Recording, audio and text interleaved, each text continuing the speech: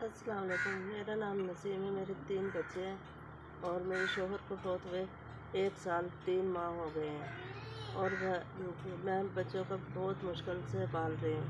घर में कोई राशन है, ना कोई बच्चों को खिलाने के लिए चीज़ है। और ये बीमार हो गया था छोटा बच्चा, इसके पीछे बहुत खर्चा हुआ है और मैं खुद भी नहीं ठीक रहती।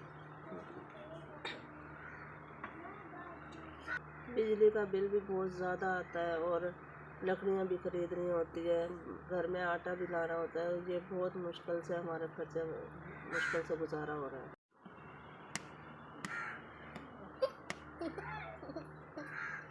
मैं आप लोगों का बहुत बहुत शुक्रिया अदा करती हूँ।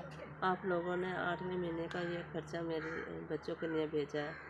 बहुत बहुत शुक्रिया अदा करती हूँ और अल्लाह सोना आपके सब लोगों की ज़िंदगी अता फरमाए और लंबी उम्र हो, आपके कारोबार में बरकत डाले।